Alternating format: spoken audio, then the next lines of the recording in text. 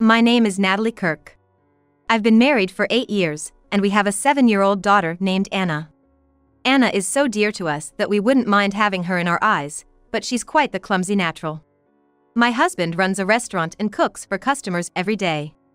It seems that my husband's parents, who are quite wealthy, provided the funding for the restaurant. Since our child is still young, my only job is managing the books. Our family must seem happy at first glance. However, unfortunately, my husband has a tendency to cheat. Because of this, he has cheated several times over the past 8 years, causing me a lot of distress. Among those incidents was one involving a waitress who worked at my husband's restaurant. At that time, because she was an employee, the affair came to light quickly, and it ended with her being fired. A year has passed since then, and there doesn't seem to be any sign of my husband cheating again. Living in suspicion of my husband's infidelity is quite exhausting. So, when things calm down, it significantly reduces the mental fatigue. All I prayed for was for this peace to last forever. Yet, the day came when my husband's infidelity was exposed. It started with Anna's words, "Mommy, all the doors are locked, and everything's okay." A few days before that, Anna had said she wanted to go visit my husband's parents. "Mom, I want to see Grandma and Grandpa." My in-laws are nice people, they adore our daughter and treat me like their own daughter as well. So, I don't mind visiting my husband's parents, but lately, we've been too busy with our daughter, the restaurant, and house chores to find the time to visit. "Yeah, let's go visit them, it's been a while." My in-laws' place isn't too far away, less than an hour's drive. I know we should show them their granddaughter's face more often since we live so close, but reality doesn't always make that easy. When I told my husband about Anna's wish, he said, "Yeah, we should visit the old folks once in a while." "Alright, then let's all go there overnight when the restaurant is closed the next day." And so, it was decided we would go as a family. On the day, as the restaurant closed, I came over after getting ready to leave.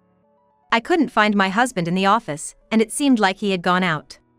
I searched for my husband, but he was nowhere to be found. Daddy's not here. I looked all around, but it's a small restaurant. There's nowhere to hide. I checked the office too, thinking he must have stepped out. The kitchen is clean, he must have been planning to head home. I decided to give his cell a call. However, I couldn't get through to him, the call went through, but he didn't pick up. Right, he said he turns off the sound at work. Maybe that's why. Where did Daddy go? Really, we were supposed to go see Grandpa and Grandma today. Did he forget? Did he really forget? I don't know, but Daddy is forgetful. That's not good, Daddy. The way she said it was as if she was mimicking me, and I couldn't help but smile. "Mom, let's go ahead. If we leave a note, Daddy will understand, right?" Anna, eager to get to my in-laws, suggested this. Indeed, she was right. It was already past 10 p.m., and if we don't hurry, my in-laws would be tired of waiting. Plus, it's already past Anna's bedtime, so it's not good for her either. Yeah, maybe he had some errands and left the restaurant earlier. Even so, the word affair popped up in my mind. Maybe he's cheating again with some woman. Forgetting a promise with his daughter, that's not like him at all. If that's the case, he wouldn't come back here. And why did he leave the lights on? My anxiety grew, and suspicions about my husband silently bubbled up. Am I going to go through the same thing again? I'm tired of this, enough already. But I couldn't let my daughter know about my worries. I didn't want to cause her any pain. I tried to sound as cheerful as possible. "Right. He'll probably come later. Let's go. Let's make sure everything's locked up." "Yeah. Anna will help too." So, we went around locking everything up, turned off the kitchen lights, and got into the car together. As for where my husband was at that time, he was actually in the basement. The basement, accessible from the kitchen and partially underground, also serves as a refrigerator. The basement is used as a storage for ingredients, so the temperature is always constant. Staying too long could chill you to the bone. But, working for about an hour should be no problem. So, I checked the basement thinking he might be working there, but my husband was nowhere to be found. However, where was my husband hiding? He was secretly embracing another woman. While my daughter and I were looking for him, the two of them held their breath, waiting for us to leave. They're gone. Yeah, that was close. I thought your wife might catch us again. She's gone to my parents with the kid, so we can relax now. The woman clung to my husband happily, laughing about continuing their rendezvous. But, eventually, even she got too cold. Wait a minute. If we don't have to worry about your wife coming, let's move somewhere warmer. I hate being cold in this refrigerator forever. That's true. Deciding that, they tried to open the door. But, the door wouldn't open. Of course, it wouldn't, because when Anna said everything's locked up tight, it meant she had locked the refrigerator too. It's locked. What do you mean? It seems we've been locked in. No way. How are we supposed to get out? We can't. This door can only be unlocked from the outside. No way. Does that mean we're stuck here all night? Not just all night, the restaurant is closed tomorrow. You mean until the day after tomorrow? That's what it looks like. This is no joke. Can't someone hear us if we shout? That's not gonna happen. There's no one in the restaurant. So, what are we gonna do? We'll die in here if we have to wait until the day after tomorrow. That's true. Call the cops. Let's get the police to come and rescue us. Even if we call the police, the door's locked, right? Do you think they'd come inside the restaurant? I'm sure if we contact the police, they'd connect us to the fire department and rescue would come. That'd be making a big scene. Still, it's better than enduring the cold here. No, that's not gonna work. If that happens, my wife will find out. If she finds out, she'll be mad at me again. Being alive is more important than getting yelled at.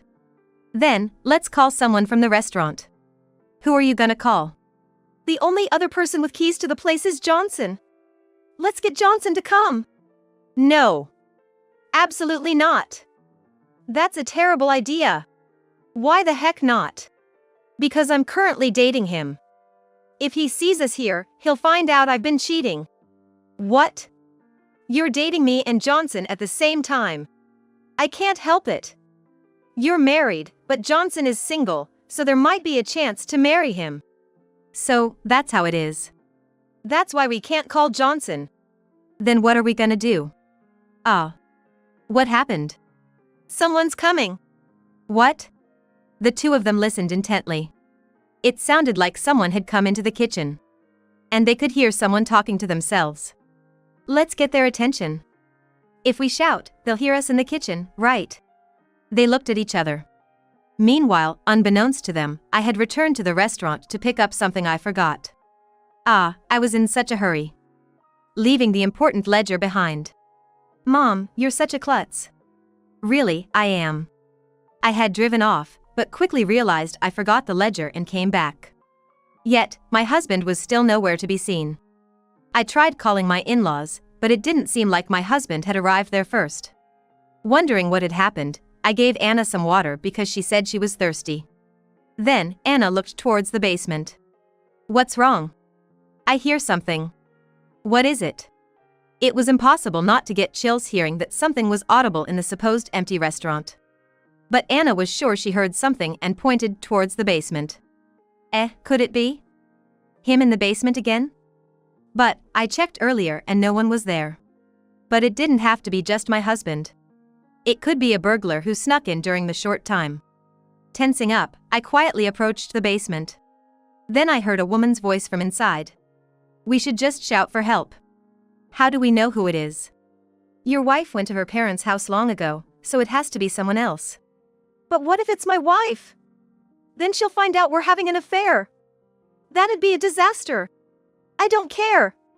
If we don't get help, we'll freeze to death. Let's make sure who it is first. We can't see who it is, so it's all or nothing.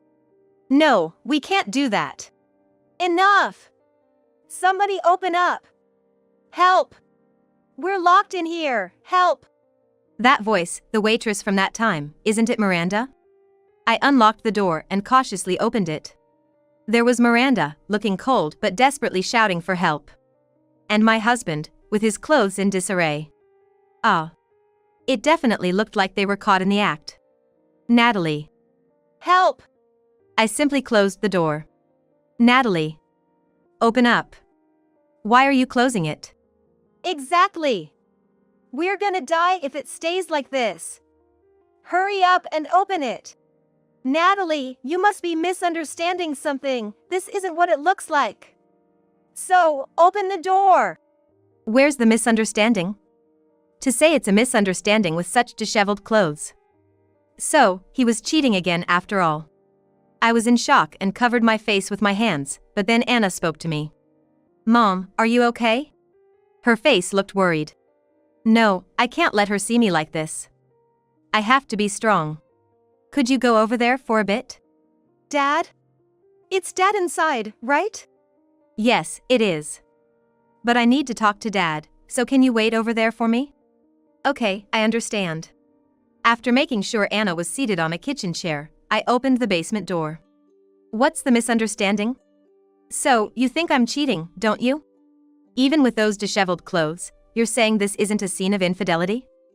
It pretty much looked like it was happening. No, that's not it.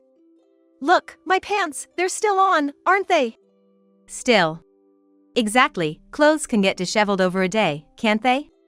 In such a cold place, would they really get disheveled like that? They get disheveled because we move a lot. Let's not talk about that. It's cold, let us out. If it's so cold, why were the two of you here together? Plus, Miranda was fired, right? She's not an employee here, so why is she here? That is, Forgotten something. Right. She said she had forgotten something, so we came to pick it up. Miranda was fired a year ago, right? And now she remembers she forgot something? And at this time? Especially when only the manager is here? These things happen. We've already broken up. It just so happened we were together. I find that hard to believe. That's the truth, so what can you do? When I checked here earlier, no one was here. So why are you here now? You had left. You knew I had gone out? So, you were here, right? The lock can't be locked from the inside. So, you and Miranda were hiding, right? After you left, I came here. Then I found the manager locked inside, so I opened it for him. But then I got locked in too. Who locked you in? I've said it before. The lock can't be engaged from inside. It can only be locked from outside. Your story about coming later and trying to rescue him doesn't add up. It just so happened the lock was engaged. That's a stretch. Fine, we were together. But so what? We had business to attend to, that's all. If you had business, why hide? A clear explanation would suffice, wouldn't it? That's because you were hiding because you were up to no good, right? Moreover, today was supposed to be a family day to visit your parents, so you knew I would be coming soon. That's why you were both in the basement. That's it, right? That's one way to look at it. If you take it the wrong way, anything can seem bad, right? Don't joke. How many times is this now? How many times do you need to cheat before you're satisfied? And to think, getting back with someone you've already split from. Don't you think these things just happen? Men and women, you know, these things happen. That's absurd. Today was supposed to be a promise to Anna, and you broke that promise. I didn't intend to break any promises. I thought I'd have a bit of fun with her, then head to my parents' place right after. That's exactly breaking the promise. You should have just kept your promise to Anna instead of doing this. So what? I got carried away. And when she came by while I was alone, I thought, why not take the chance? Miranda, what about you? Why did you come at this time? Because the manager called me. Don't say that. Why are you calling her? No, it's not like that. That's a lie. I didn't call her. Manager, that's terrible. You said if you send your wife and daughter to your parents first, we could have fun. That's why I came. So, you never intended to go to your parents in the first place? That's not true. Even though you said we could enjoy ourselves tomorrow since the restaurant is closed. How dare you? No, really, it's not like that. Whose word are you gonna believe, me or this sleazy woman? Sleazy woman? Look who's talking, you're the sleazy man here. Hey, Miranda. Now's not the time for that, is it? You started it. Look, I was just called here. If anything, I'm the victim. Even a year ago, it was the manager who came on to me. And yet, I'm the one who got blamed for everything and ended up getting fired, but the manager is at fault too. I think it's not good to just believe your husband. Natalie, believe me. I was just seduced by this woman. Please, I didn't do anything. You did do something, right here. No, that's not true. It's too cold to undress here. So, the plan was to warm up somewhere else and take it slow from there. But then you came back. That's the real story. That's not true. Miranda, don't make up stories. Which one of us is making up stories? Enough, take some time to reflect. Natalie, wait! If you leave us here, we'll freeze to death. If that happens, you'll be responsible for killing us. Please, let us out. I really didn't do anything. Far from not doing anything, you were caught in the act. Stop making a fool of me. Cool off a bit. With that, I closed the door again and locked it. The two thought they were going to be saved, but began screaming once more. We can't stay here overnight in winter. We're telling you, we'll freeze to death. Why don't you get it, you crazy woman? If you love each other so much, why don't you keep each other warm? It should be easy for you, right? Natalie, are you that heartless? To do something like this just because of a little cheating? That's too harsh. The two yelled to be let out, calling me heartless. It's Dad's fault. Mom's always crying, and Dad doesn't know that. Anna knows. Dad's stupid. Incredibly, my daughter, who was supposed to be sitting in the kitchen, pushed past me to stand in front of the door and yelled that. Shouted at by Anna, my husband finally fell silent. Anna, weren't you in the kitchen? I was worried about Mom, so I've been watching. How kind she is. Even a little child worries about me, yet the man I married and loved doesn't seem to care about me at all. Hey! Let us out quickly. If we freeze to death, I'll curse you. Open up now. Open up, you old hag. Miranda's behavior became even worse, and her words unbearable to hear. Thinking this couldn't go on, I decided to call my in-laws. I phoned them and briefly explained the situation, and they came right away. Seeing me sitting in the kitchen, shocked, my mother-in-law rushed over. Natalie! What on earth happened? Mother-in-law, if you look in the basement, you'll understand. Ken has been cheating again. Ken has? You saw it with your own eyes? Yes. What a thing to happen. That Ken. Despite all we said, again? My in-laws were well aware of my husband's cheating habits, seemingly at a loss for words again. When my in-laws went to the basement and opened the door, they found the two huddled together, looking cold. What in a world? Hey, you take Anna and go back first. I'll have a talk with this guy. Understood. What about you, Natalie? It's a sad situation, but it's a marital issue. She's gonna have to deal with it a bit longer, I guess. Yes. With that, my mother-in-law took Anna, who had been by my side, and they got into the car to head back to the in-laws' house. As the sound of the engine faded away, I dragged my husband and Miranda out of the basement. What's the meaning of this? Back in the warm kitchen, the two sat down, shivering. Dad, I was saved. If you hadn't come, I might have ended up in the afterlife. As if that would happen. This foolish son of mine. But it was Natalie who locked us in there. What kind of terrible woman does that? That's because you two were getting cozy down there. And this woman, wasn't she the one you were involved with before? She used to be a waitress here, right? Why is she here again? He told me to come over. He said today we could enjoy ourselves. So, you just come running whenever you're called, that easy? That's terrible. When called, one would think there's some matter to attend to. I thought there must be some reason, so I came. So, you came because you thought it would be fun? Didn't you just say that? That is, but there's no mistaking he invited me. No, Dad, it's not like that. I was alone, and then this woman showed up. She said since I was alone, it'd be okay. Why else would I betray Natalie? Terrible. Even though you're the one who invited me. It was you who enticed me. The manager said it was okay today.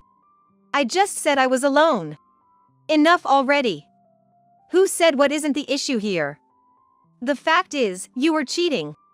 But Dad. I had decided not to betray Natalie anymore, but this woman seduced me, so isn't she the one at fault? I wouldn't have come if I hadn't been called. Absolutely hopeless. I didn't provide funding for the restaurant for this sort of thing. That may be true, but... What? What do you mean you provided funding? The manager said he set up the shop on his own, claiming it was 100% his. No, that's not true. This restaurant was 100% funded by your father-in-law. Without his help, this place wouldn't exist. What, so you mean the manager has been boasting all this time? I don't know how you heard it, but the rights to this restaurant belong to your father-in-law. So, essentially, a hired manager? Plainly speaking, yes. What? I was told I had all the rights because I put in all the money, and now you're saying I have no rights? All that boasting for nothing. But this restaurant is mine, right? Indeed, it's for you, but if I say it's over, then it's over. That's ridiculous. What if the investor asks for his investment back? But Dad wouldn't say that, right? I wonder. With all this happening inside the restaurant, making your wife suffer, I doubt I'd let it go. Natalie has endured a lot already. It's time to make a decision. What do you mean? Look, Natalie. You've done well until now. But with all this happening, and even Anna suffering, isn't it the limit? This fool should be handed over to other women, like his mistress here, for example. Dad, what are you saying? That's right. I have someone I'm seeing. I wouldn't seriously date a cheater like him. And to think he said it was his restaurant when he's not even the owner. Just a hired hand. That's not attractive at all. Oh my, so you're interested in a man with money but not in one without? You're quite straightforward. Me? I never planned on staying with such a flirty woman forever. I just wanted to have my fun with other women while continuing as husband and wife with Natalie. What a person. Ken lacks sincerity. This is my sincerity. Stop deluding yourself. What will you do, Natalie? I'm getting a divorce. Natalie! I'm tired. I felt a bit relieved this past year because it seemed like there was no cheating, but it wasn't perfect. I was always anxious he might be sneaking around. And there it was. I'm just too tired. Living in constant worry like this is impossible for me. All right, I agree to the divorce. Dad! So, you need to leave this restaurant. What? Why does it come to that? It's only natural after all the pain you've caused Natalie. If I leave, this restaurant will fail. It's obvious it will collapse immediately. We'll manage the restaurant. A chef like you can be replaced easily if we pay. It's just a matter of money. What about me then? Do whatever you want. Find another woman or settle down with her. But never make Natalie cry again. And don't expect any help from me. That's ridiculous. Without Dad's money, what am I supposed to do? I can't do anything by myself. That's not my concern. Natalie. Yes? I'll arrange for a lawyer so we can get the divorce papers signed as soon as possible. Be prepared for that. Yes. I get nothing. You explain everything so carefully to Natalie, who isn't even your real daughter, but you won't even consider your own son's feelings about the divorce. You're being divorced. Your opinion isn't necessary. How can you say that? This is a marital issue. Dad has no place to interfere. Think about what you've done. It's a natural outcome. And about the restaurant, Natalie will be the new president. What? As long as we have a chef, we can continue to serve food. With a competent leader, the restaurant will thrive. If Anna needs, we can have Grandma look after her. She'll be delighted to play with her granddaughter every day. That's terrible, Dad. Deciding everything on your own. It's because it's not your place. Like I said before, the investor's opinion is what matters most. And it was clear that Natalie has much more acumen than you could ever have as a manager. That's too harsh. Yes, I have something to say to you too. What? You're going to let me run another place? No, you will pay alimony and child support. If you can't pay, borrow and pay in one lump sum. That's how a man who made his wife cry should settle things. That's a lot of money. If I pay that, I'll go bankrupt. It's your own fault. You should feel the pain. My own son, and yet. Natalie, are you really going to divorce me? Don't you want to keep trying with me? Being with you would only make me worry about being cheated on again.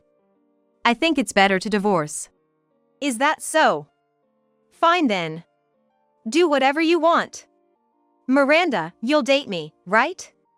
No need to be scared of the wife anymore. No need to sneak around in refrigerators. From now on, we can do whatever we want, wherever we want. Huh? What nonsense are you spouting? I only wanted you because you were someone else's. Besides, didn't I say I have a boyfriend? Why would I pick up a man who's not even a manager or an owner, and who's been dumped by his wife? You have zero appeal. What a woman! After paying the alimony and child support, Ken ended up in debt. Kicked out of the restaurant and with nowhere to go, he clung to his mother-in-law. However, she too disowned such a foolish son. Losing the restaurant and his parents' support, he was left unable to do anything on his own. He ended up begging Miranda to live with him, but Miranda, being serious about her own boyfriend, never considered being with a man like Ken. He remained alone. Eventually, he rented a cheap apartment and found a new job, but it seems he's just washing dishes every day. He sent messages of regret and apologies, but they were so obviously attempts to reconcile that I blocked him. As for me, I left my daughter with my in-laws and work at the restaurant every day. Never thought I'd become the president, but I'm enjoying every day.